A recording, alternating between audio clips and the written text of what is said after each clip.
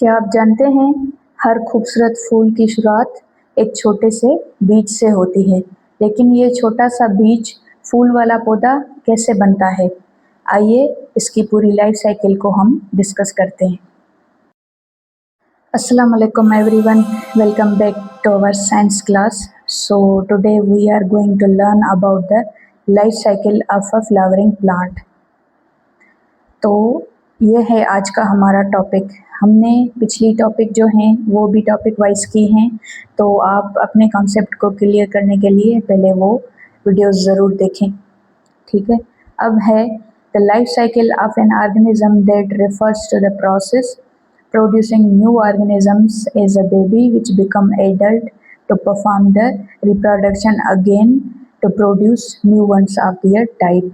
ये बात ज़्यादा ही लंबी हो गई, इसको आसान लफ्ज़ों में समझते हैं कि कोई भी जो ऑर्गेनिज्म होता है उसकी जो लाइफ प्रोसेस बिगिन होती है वो जब वो छोटा होता है, ठीक है, जब वो स्प्राउट होता है तब वो उसकी लाइफ साइकिल शुरू होती है।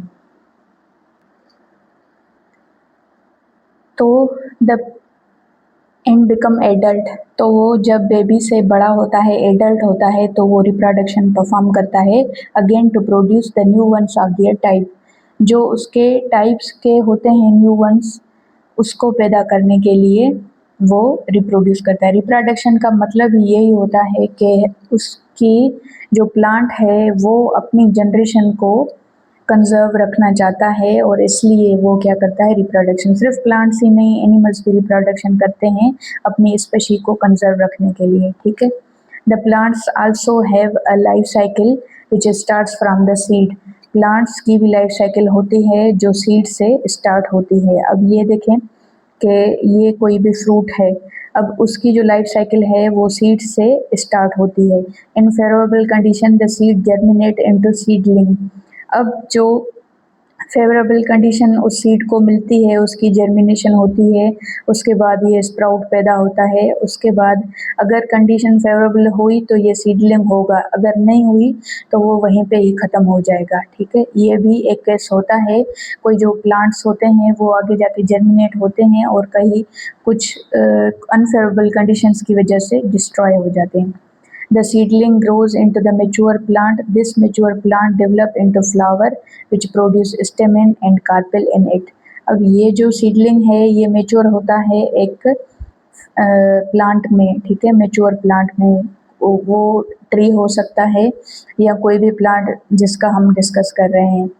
तो उसमें क्या होता है, स्टेमेन क्या है, the male reproductive part and carpel female reproductive part.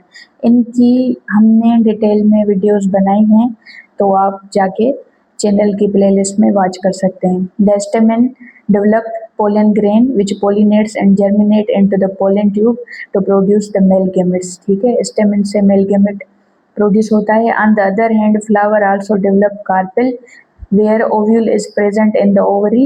Inside the ovule, ovum is a female gamete are the produce। अब कार्पेल में क्या होता है, ओव्यूल प्रोड्यूस होता है और ओवरी में जो ओवम है। अब यहाँ पे एक बात आप समझें कि ओवम एक सिंगल सेल को हम कहते हैं, ठीक है, सिंगल सेल को। वो कहाँ पे होता है, ओवरी में, और उसको हम फीमेल गेमेट कहते हैं। The pollen tube transfer male gamete into the ovule. अब पोलन ट्यूब क्या करते हैं, जो मेल गेमेट्स हैं वो ट्रांसफर करते हैं ओव्यूल में, किसकी वजह से, पोलन ट्यूब की वजह से। The male gamete fuses with the ovum to form the zygote which develop into the embryo. अब उसके बाद क्या होती है, मेल और फीमेल जो गेमेट्स हैं उनकी फ्यून होती है, ठीक है। उसके बाद उनकी फर्टिलाइजेशन होती है और फर्टिलाइजेशन के बाद एम्ब्रियो डेवलप होता है। ये हम पढ़ के आए हैं। Now the ovule develop into the seed and ovary develop into the fruit. Ovule से सीड बनता है और ovary ripened into the fruit. The fruit contain seed. अब फ्रूट में क्या होते हैं, सीड्स होते हैं। So the seed disperse by the different ways to start a new life. अब ये हमने क्या पढ़ा इसमें, जो एक बेबी प्लांट है, अब ये फ्लावर में उसने पार्ट बताए, स्टेमेन और कार्पेल होते हैं। उसके अलावा क्या होती है, इनकी पोलिनेशन होती है। अब ये क्या है, एक स्टेप वाइज प्रोसेस हो गया। तो पहले क्या हुआ, सीड जर्मिनेट हुआ यहीं से, ठीक है। अब सीड की जर्मिनेशन, उसको फेवरेबल कंडीशन मिलेगी तो वो जर्मिनेट होगा, वरना वो डिस्ट्रॉय हो जाएगा। लेकिन इस केसेस में सीड जर्मिनेट हो रहा है, स्प्राउट, उसके बाद उसकी ग्रोथ होगी सीडलिंग में, और ग्रोथ के बाद, सीडलिंग के बाद वो एक ट्री के फेजेस में आ जाएगा, वो एक मेच्योर प्लांट हो जाएगा। और मैच्योर प्लांट होने के बाद उसकी पोलिनेशन होगी। ये जो फ्लावर है और इसमें पोलिनेशन होती है, उसकी पोलिनेशन के बाद उसकी क्या होगी, फर्टिलाइजेशन होगी, उसके मेल गेमेट और फीमेल गेमेट आपस में फ्यूज होंगी। तो ये प्रोसेस चलता रहता है। और फर्टिलाइजेशन के बाद वो एक जो होगा, तो ओव्यूल क्या होगा, सीड में कन्वर्ट होगा और ओवरी फ्रूट में होगी। उसके बाद फिर जो उसके सीड्स होंगे, the fruits with the seed, वो डिस्पर्सल, सीड डिस्पर्सल की जगह वो दूसरी जगह जाएंगे, और ऐसे ही जो सीड है वो एक न्यू उसकी लाइफ साइकिल चलेगी। तो इसलिए इसको कहते हैं the life cycle of a flowering plant. मतलब ये एक साइकिल है।